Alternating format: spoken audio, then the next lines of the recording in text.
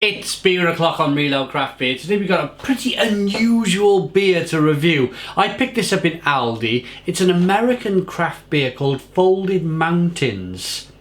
Aldi is a discount food chain from Germany that have set up shop in the UK and are doing really well.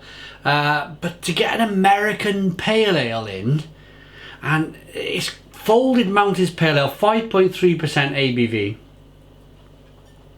But it's been brewed and bottled by Custom Tap Brews, Rochester, New York, USA.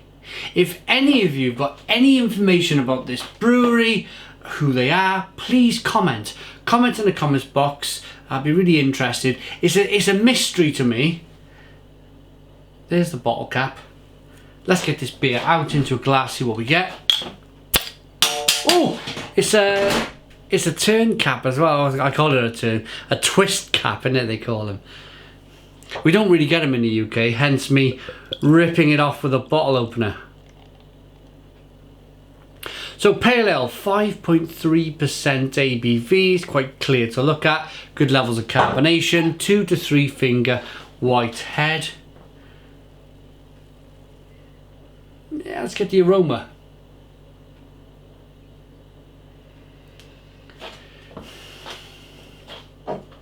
I think this beer would have been amazing when it was super fresh.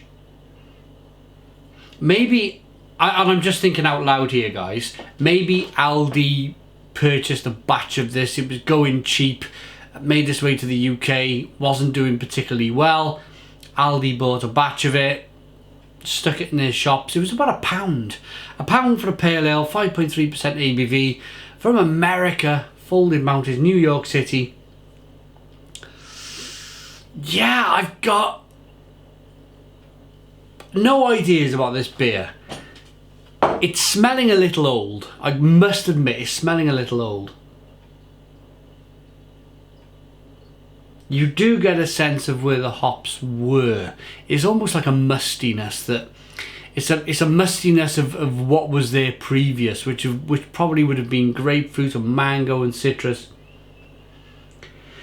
There is a little bit of grapefruit, there is a little bit of mango and orange peel, but it is very musty, it is quite stale.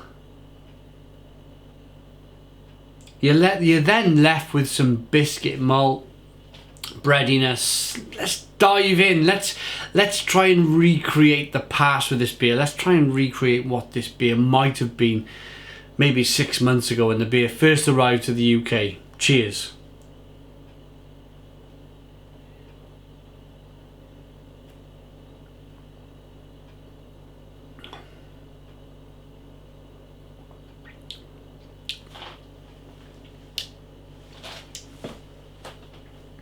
And the key here, because I could stand here now, I could be very negative. I could rip into this beer completely. It's on the verge of shocking, but I think if I'm being a little bit, I'm in a bit of an investigative mood here on the channel. Let's do an investigation.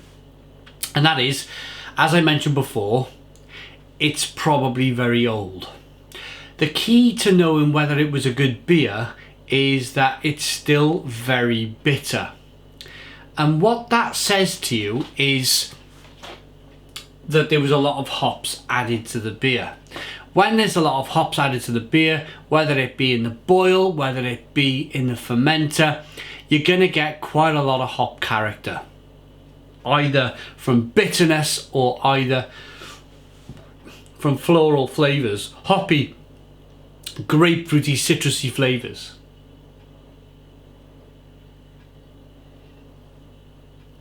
To begin with,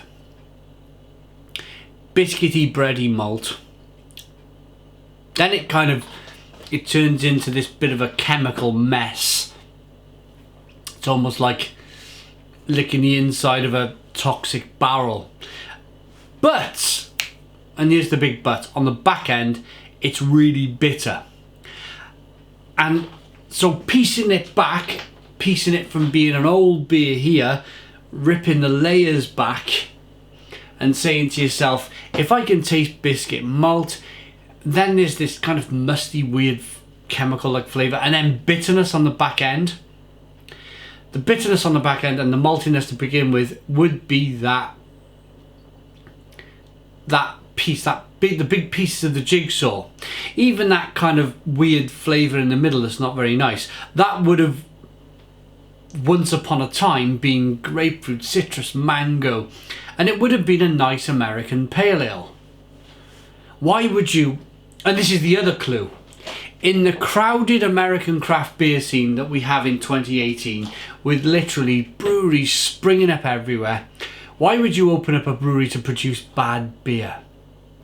It wouldn't make sense. So there's your last clue, the very fact that it has come from America with increased competition.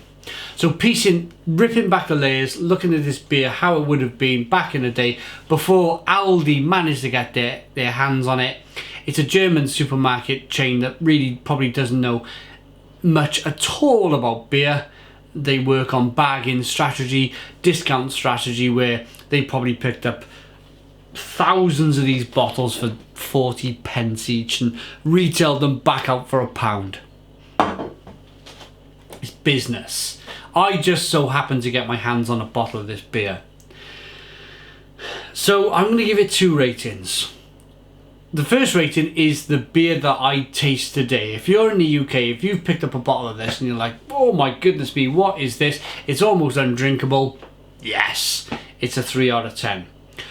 But consider the journey, consider the life of the beer, consider where it's come from. Rip back the layers as I've done today. You'd probably be looking at a good 7 out of 10 for this beer. A 7 out of 10. Let's rate it. I just did. Let's finish the review. Because there's nothing else to read on this label.